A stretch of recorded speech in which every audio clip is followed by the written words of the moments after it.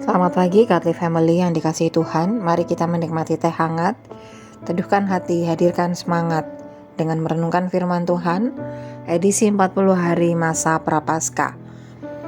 Firman Tuhan hari ini terambil dari kitab Kejadian pasal yang keempat ayat yang ke-16. Saya akan bacakannya untuk Bapak Ibu semuanya. Kemudian manusia itu bersetubuh dengan Hawa istrinya dan mengandunglah perempuan itu, lalu melahirkan Kain. Maka kata perempuan itu, aku telah mendapat seorang anak laki-laki dengan pertolongan Tuhan. Selanjutnya dilahirkanlah Habel adik Kain, dan Habel menjadi gembala kambing domba. Kain menjadi petani. Setelah beberapa waktu lamanya, maka Kain mempersembahkan sebagian dari hasil tanah itu kepada Tuhan sebagai korban persembahan. Habel juga mempersembahkan korban persembahan dari anak sulung kambing dombanya, yakni lemak-lemaknya. Maka Tuhan mengindahkan Habel dan korban persembahannya itu. Tetapi Kain dan korban persembahannya tidak diindahkannya. Lalu hati Kain menjadi sangat panas dan mukanya muram. Firman Tuhan kepada Kain, mengapa hatimu panas dan mukamu muram? Apakah mukamu tidak akan berseri jika engkau berbuat baik? Tetapi jika engkau tidak berbuat baik, dosa sudah mengintip di depan pintu. Ia sangat menggoda engkau, tetapi engkau harus berkuasa atasnya. Kata Kain kepada Habel adiknya, marilah kita pergi ke padang. Ketika mereka ada di padang, tiba-tiba Kain memukul Habel adiknya, lalu membunuh dia. Firman Tuhan kepada Kain, di mana Habel adikmu itu? Jawabnya, aku tidak tahu. Apakah aku penjaga adikku? Firman-Nya, apakah yang telah kau perbuat ini? Darah adikmu itu berteriak kepadaku dari tanah. Maka sekarang terkutuklah engkau, terbuang jauh dari tanah yang mengangakkan mulutnya untuk menerima darah adikmu itu dari tanganmu. Apabila engkau mengusahakan tanah itu, maka tanah itu tidak akan memberikan hasil sepenuhnya lagi kepadamu. Engkau menjadi seorang pelarian dan pengembara di bumi. Kata Kain kepada Tuhan, hukumanku itu lebih besar daripada yang dapat kutanggung. Engkau menghalau aku sekarang dari tanah ini, dan aku akan tersembunyi dari hadapanmu, seorang pelarian dan pengembara di bumi. Maka barang siapa yang akan bertemu dengan aku, tentulah akan membunuh aku. Firman Tuhan kepadanya, sekali-kali tidak. Barang siapa yang membunuh Kain akan dibalaskan kepadanya 7 kali lipat. Kemudian Tuhan menaruh tanda pada Kain, supaya ia jangan dibunuh oleh barang siapapun yang bertemu dengan dia. Lalu Kain pergi dari hadapan Tuhan, dan ia menetap di tanah Nod di sebelah timur Eden. Nanti family yang terkasih, Adam dan Hawa dianugerahi 2 orang anak, yaitu Kain yang menjadi petani dan Habel yang menjadi peternak. Keduanya memberikan persembahan dari hasil kerja mereka. Tanpa disebutkan alasannya, persembahan Habel diterima sedangkan Kain ditolak. Hal itu membuat Kain marah sehingga membunuh Habel. Akhirnya Kain menerima murka Tuhan, ia menjadi pelarian dan pengembara.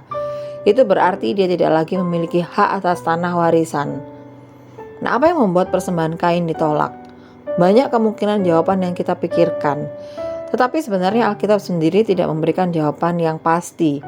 Ada yang mengatakan karena Kain memiliki sifat buruk, yaitu iri hati. Hal itu ditandai dengan muramnya wajah Kain.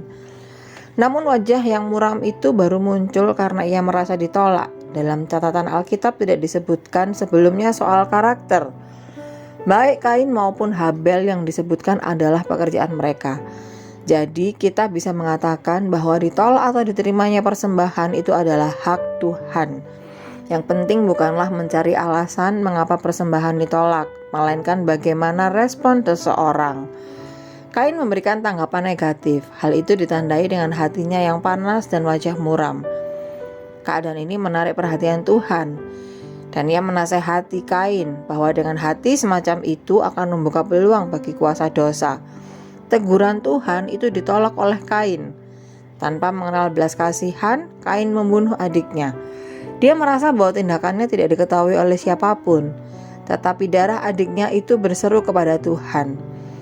Ganti family yang terkasih, hidup itu tidak selamanya sesuai dengan keinginan kita. Setidaknya ada 2 tanggapan atas keadaan hidup.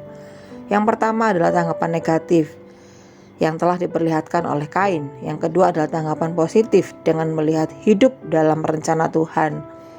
Kalaupun saat ini hidup tidak berjalan dengan baik, kita percaya pada pemeliharaan Tuhan, bahwa Tuhan senantiasa menopang hidup kita. Hal semacam ini yang dapat membuat hati kita bergembira, hati kita bersuka cita. Dan darah Habel yang tercurah itu adalah bayangan darah seorang juru selamat yang juga tercurah, dan namanya adalah Yesus Kristus. Habel adalah gembala, Yesus adalah gembala sejati yang agung. Habel mempersembahkan korban, Yesus adalah anak domba Allah yang mempersembahkan dirinya untuk menghapus dosa.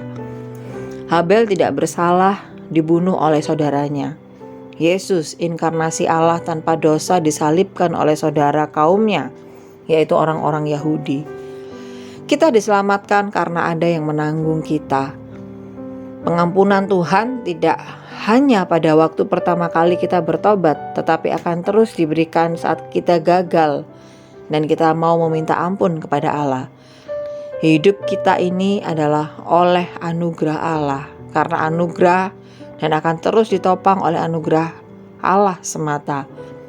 Karena itu marilah kita mengandalkan Tuhan di dalam setiap kehidupan kita, dan kita menaruh iman kita hanya kepada Kristus saja.